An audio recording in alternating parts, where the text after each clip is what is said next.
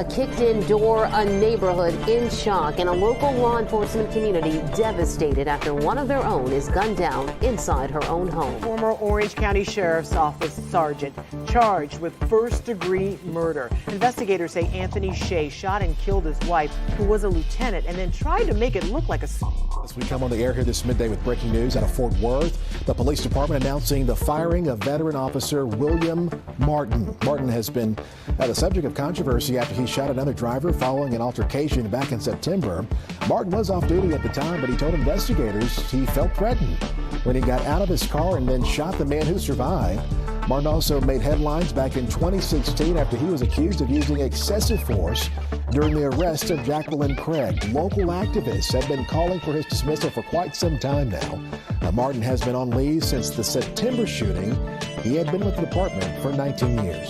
The felony indictments say Marconi provided confidential motor vehicle records to another person, and that Marconi purposefully deleted a voicemail or voicemails from a phone relating to an investigation. Bradley Cook, chairman of the Division of Ports and Harbors Advisory Council, has also been indicted. He is accused of lying under oath about talking to Marconi or receiving materials from him relating to a peer use permit.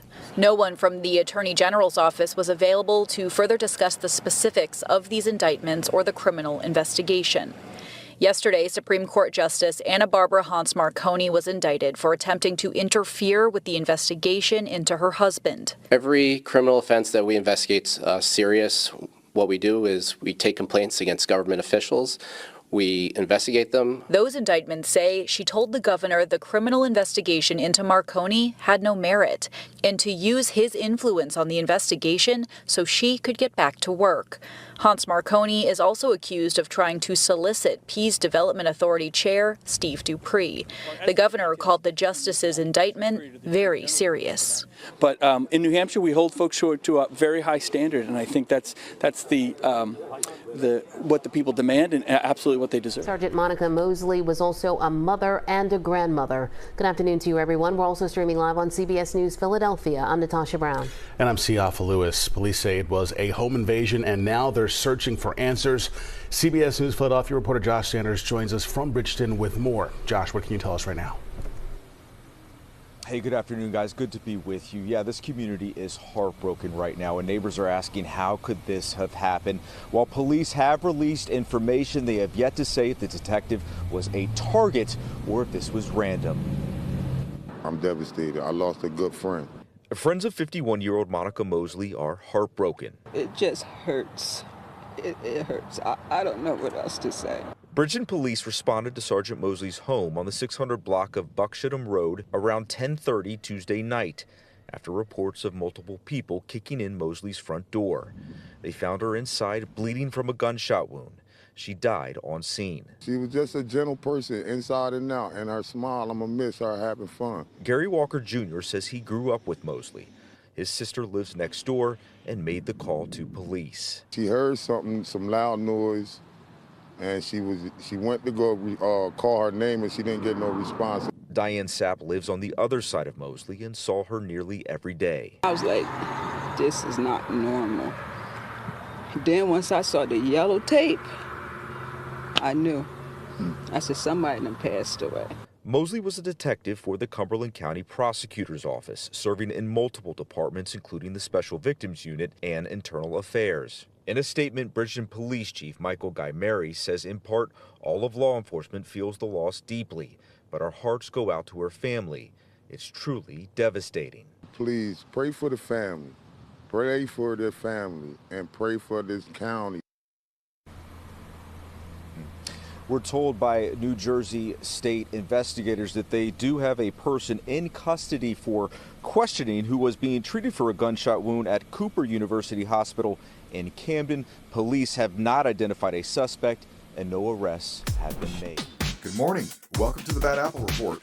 It's 7:30 a.m. bright and early right here at home on the range. Thank you so much for being here today, folks. I really appreciate it. We're going to start our day out in the classroom, where a police officer working as a substitute teacher accused of reenacting George Floyd's murder. In the classroom, we're going to learn how to do that. The substitute is also accused of making racially harmful comments and sexist jokes. You guys, Okay, it's like an education. A Wisconsin police officer working as a substitute teacher in a Minneapolis high school was put on administrative leave after school officials said he reenacted the murder of George Floyd in the classroom. Oh. A diorama, huh? The incident occurred at Woodbury High School in Woodbury, Minnesota on Monday, October 14th. That's just a week or so ago. According to a letter from the blah, blah, blah. In the letter, Principal Sarah Sorensen Wagner laid out the allegations against the substitute, which the principal said occurred in 2 different English classes. Oh, man. Substitute teacher has been banned from school district property. Whoa! The letter alleged that the teacher put a student on the ground while demonstrating the actions that killed Floyd, whose 2020 death was a result of being blah, blah, blah. We know all about that. Teacher is also accused of having twisted a student's arm behind their back, made racially harmful comments and sexist jokes, according to the letter. Wow. What an education. The letter further alleged that the substitute told students that cops would be the best criminals. Well, he's right about that. We'll give him an A+ for that, you guys. And because they know how to get away with stuff, that's an A++. And claim that police brutality wasn't real. F-, dummy. Okay. I am embarrassed and I'm sorry this happened to our students, Sorensen Wagner said in the letter. We will take as much time as students need to listen and create open space for courageous conversations that lead to healing, action, and education. Whoa. They're so proactive there. Dang. Listen, you guys. Though the letter did not name the substitute teacher, the city of Prescott, Wisconsin identified him as Steve Williams. Oh, Steve, who has been a police officer with the city for 2 years. Uh-oh. Maybe not for long, though.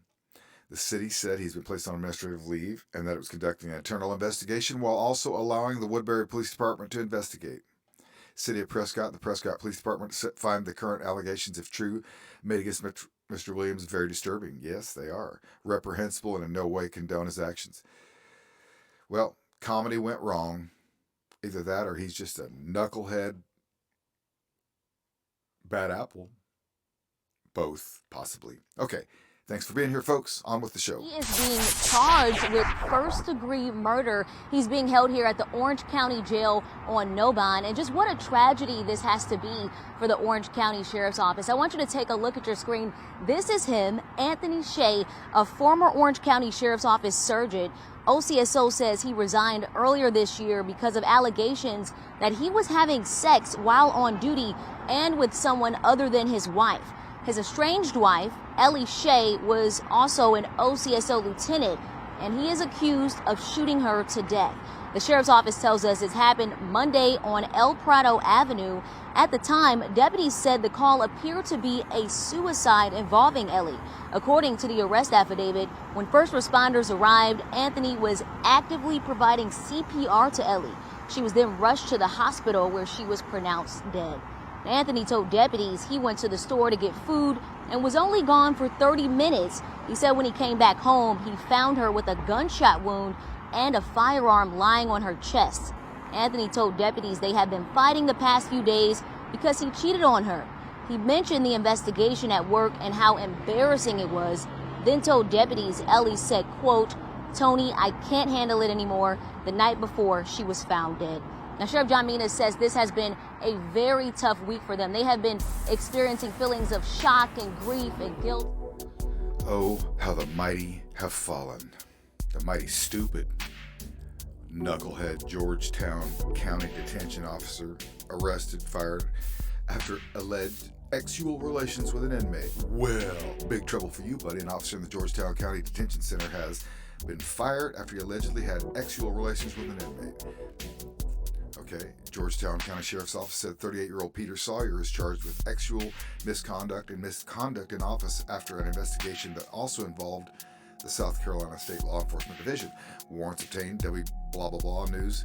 State lawyer's arrest stems from incidents in September where he did have the inmate perform oral X on him while visiting her cell, quote unquote.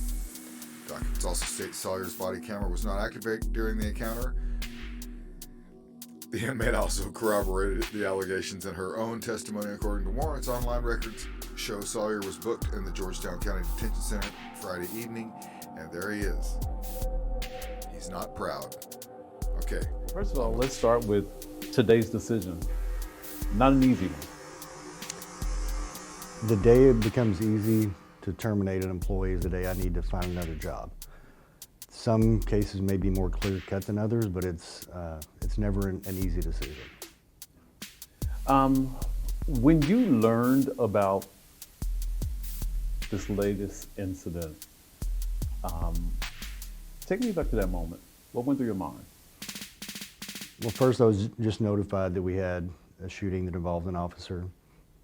As in, I do with all those cases, I responded to the scene to make sure I could get all the information I needed as quickly as I possibly could. First thing I'll usually ask, is everyone okay? Is anyone in critical condition? Is everyone going to survive? Who was shot? Things like that, just to make sure everyone's okay. Once I get that out of the way, then we start trying to get as much into the evidence as we can. And oftentimes it takes time. I can't get all the answers I want right away, but I get the answers that I can. And then through the investigative process, we develop the rest of those answers. In cases like this, Chief, there's always some takeaways. What's to learn from this? That's a really good question. I think whatever we do, we need to try to learn from it. So whatever it is, we can always do better. This case specifically, I don't know what takeaways we have. I don't know what takeaways we have to learn from it, because we had a situation where things weren't done the way that we would expect a Fort Worth officer to conduct himself, on duty or off duty. We always try to make sure, even if it's a great situation, say everything was ideal, well, let's make it better next time. Obviously this wasn't ideal. So the way that we can learn from this is, as we dived into the investigation, as we're able to find out the information we could, find out if there's anything that needs to change on our end. Is there a policy that needs to change? Is there training that needs to change? What can we do to make sure incidents that we don't want to see happen never happen again? I looked at his training from, the very beginning up until some of the latest classes that he had taken. And I was trying to figure out, how could he put himself in this situation based just on the training that he's had? Extensive training when it comes to the community and how to treat people and scenarios. Your thoughts? My thoughts are, what I saw from this incident definitely was not in line with the training we provide. It definitely was not in line with the policies that we have in place that officers are also trained on. What I saw was this was something that should not have happened based on the training and the policies that we have in place. Let's talk about on duty, off duty, when you're a police officer. What does that mean? What does that mean to people at home? I think for most people, when they see someone is a police officer, the designation of on duty or off duty doesn't matter. They see a police officer. And specifically with us, they see a Fort Worth police officer. I understand that perspective from the community, but what I want the community to understand is we also have policies that dictate the conduct that is acceptable on duty and the conduct that is acceptable off duty. Police officers are held to a higher standard, and it may not be fair, but it's the way it is. And quite frankly, given the authority that we have when we wear this uniform, this badge, this patch, we need to be held to a higher standard. And because of that, when we have situations like this occur, we've got to do everything we can to make sure we're holding ourselves accountable and taking the right action. I talked to some of the ministers that you met with today. Chief brought a band of clergy together, as he often does, to give us kind of a head start on what's going on in the city. So today he brought us down to, before he made the news release regarding Officer William Martin. Why are you engaging the community the way that you are? What does that mean to you, and what do you want people in our community to know about your efforts in doing that? The history of policing really shows a lack of communication with the community. Oftentimes it'll be, nothing to see here, folks, we've got this. Or if there was an incident, you might get an answer months or even years down the road. And sometimes because of the investigative process, it takes a little bit longer. We've got to be able to get out what we can when we can. And it's not just talking to our media partners like you, Scoop, but it's actually talking meeting with our community members. And if we're always expecting them to come to us, if we're always expecting them to ask us first, then we're really losing part of the benefit of that relationship. We've got to be more proactive as police, as a profession, about initiating the engagement, about inviting them into our own home or even going to theirs to have conversations. And it's critical to be able to answer the questions that they have, to be able to give them the information that we're able to at that point. And by bringing in some of those formal and informal leaders in the community, we can sit around and have hard conversations. And Scoop, sometimes those conversations are very hard. Sometimes it's talking about things that aren't pleasant. I've got to hear those things. I've got to have them know that I'm going to listen to what they have to say, whether it's something positive, something negative, whether it's a compliment or it's criticism. I want to hear that because I believe that helps make us better, and I know it makes our relationship with the community better. As chief, are you concerned about situations like this, the Jackie Craig situation, the road rage shooting, giving your department a black eye? You know what, I'm always concerned when anything happens anywhere in the country when it comes to police interaction that's seen as negative, because we often all get painted with the same broad brush no matter where it happens. But when it's close to home like this, when it's our department, that definitely affects us in a negative way. And what bothers me the most is the other officers that are out there every single day that are doing the job like champs. I mean, they come in because they want to serve, they want to make the community the best that it possibly can be. They're literally willing to sacrifice their own lives if they have to ensure we're protecting the vulnerable from harm, we're providing quality service, we're protecting the peace, we're protecting life, we're protecting property. We could have millions of interactions like that go well, but unfortunately only one, just one, can start to erode the years worth of work that's been done. So the thing that bothers me the most is the negative impact this could have on the relationship we have with the community and the perception of the officers when we have so many good people doing so many good things every single day. So the people at home will know, this is an off-duty officer. What should have happened in this situation? I don't want to go too much into the details. There still is a criminal investigation that's going on. I definitely don't want to say anything to affect what happens criminally. There are ways for things to be handled safely, by the law, by policy, and in my opinion, that's not what happened here according to our policies and our requirements administratively. There could have been a lot better decisions made. Is there anything you have to say to the gentleman that was shot at all? What would be your message to him? You know, this was a traumatic situation for a lot of people, including for him. I'm very aware of that. What I'm hoping that he sees through this process, through the criminal charges that were brought against this officer, through the way he was held accountable administratively, I hope he sees that we're going to be transparent, that we're going to be open, and we're going to definitely hold ourselves accountable and continue to hold ourselves to a very high standard. Yeah, you weren't chief when the Jackie Craig situation happened, but today, if you were sitting in a room with Jackie Craig's family, rest her soul, what would you say to her family? I'm sorry.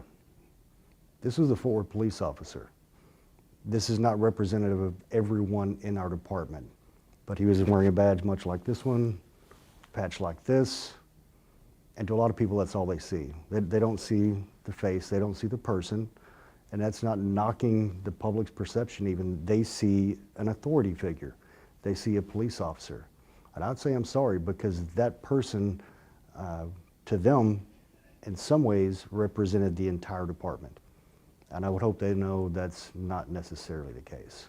The ministers told me today that they appreciate you because you're changing the culture between police and the community. One of the things we've always said was give this chief an opportunity to change the culture of the department.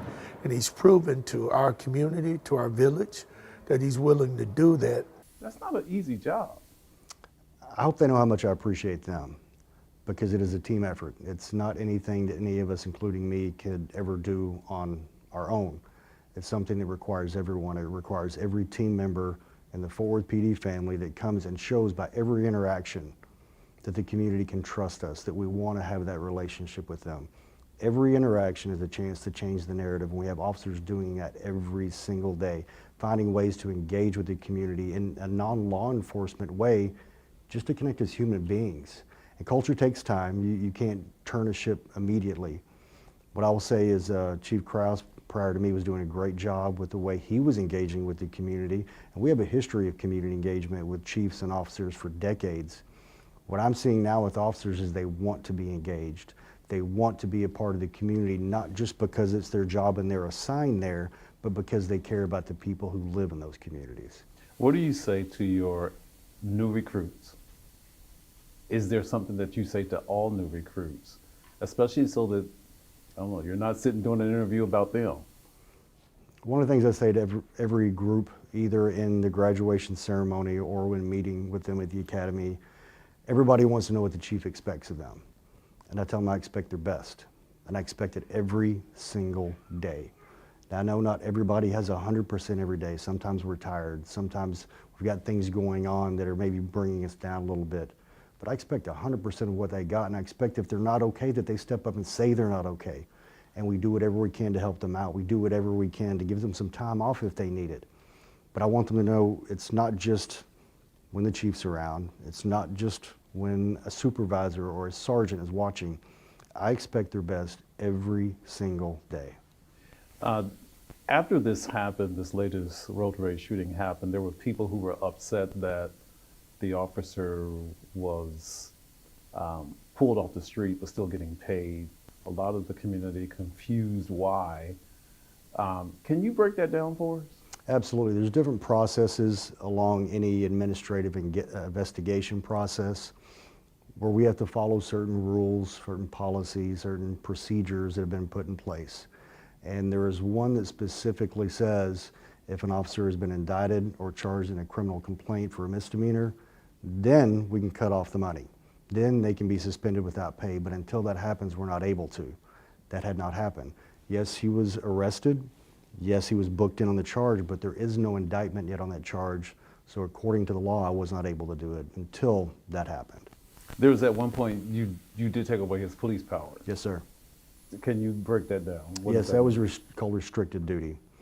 And if we have a situation where an officer is under investigation for certain allegations or for criminal allegations, or quite frankly, if someone does something and I don't feel comfortable having them out there with a badge and a gun, the first thing we can do is restrict their police authority, take their badge and gun, so the process can play out the way it needs to. We have to follow due process policies and practices. But that doesn't mean I have to give them a gun and a badge and send them out in the community. If someone is sitting at home with their family talking about the Fort Worth Police Department, what do you want that conversation to be? I want it to be honest. I want it to be an honest conversation, and I want to hear about it. Because there are a lot of people who love the Fort Worth Police Department. For a city our size, you look across the country, I dare you to find a city where there is more support for the police department than we have in Fort Worth, Texas. But I'm not naive. I know we're not 100% across the board fans, or everyone's not fans of us 100% across the board. I know we have some people in the community who still don't trust police in general. I know there are some people in the community that specifically don't trust the Fort Worth Police Department. I know there are people who have questions about what we do and why we do it. Even though we have the support of the majority of the community, and that is very important, the other side of the coin, that's just as important. We have to make sure we're engaging with those families. We have to make sure we're engaging with those communities. I hope the conversations we're having at home about the Fort Worth Police Department are honest and they're open-minded. I hope they will look at the good work that we're doing, that we are holding ourselves accountable, and say, you know what, the Fort Worth Police Department's not perfect. Any organization made up of human beings will not be perfect and never will. But every day we strive to get better and better and earn that trust of that family sitting at home talking about the Fort Worth Police Department. Lastly, after the road rage shooting, did you go to the scene, and if so, why? I did go to the scene. Why did you do that, Chief? Anytime we have an incident where an officer has discharged their weapon, I want to be on scene. One, it's important to the community. It's important to our city leaders. It's important to our department. It's important to me personally. The last thing any officer wants to do is have to use any kind of deadly force for any reason. But sometimes we have to. Our jobs are dangerous, And sometimes we have to use force to protect ourselves and other innocent parties. It's a big deal when a weapon is discharged. I think it's important for me to be there for a few reasons. Again, one, to check on the condition of everyone involved, to get the information that I can about what has happened, so I'll be able to present that to the community. But it's also a chance to connect with officers in the community. It's a chance for me to go around and talk to officers, check on them, make sure that if they're not okay, that we provide them all the resources they need. And there will be community members oftentimes that will gather outside of the crime scene, and I'll have questions. I may not have all the answers, but it gives me a chance to engage with them as well. I spend a lot of time in meetings. I spend a lot of time in my office, but any time I have where I can get back out there in our neighborhoods, in the community, with my officers, with my community, it's a plus, even if it's under less than desirable conditions. Well, that's the last time we're bringing that guy on the Bad Apple Report. What a mic hog. Okay, it was a long show. Thank you so much for being here today, folks. I really appreciate it. I'll see you right back here tomorrow morning at 7:30 a.m.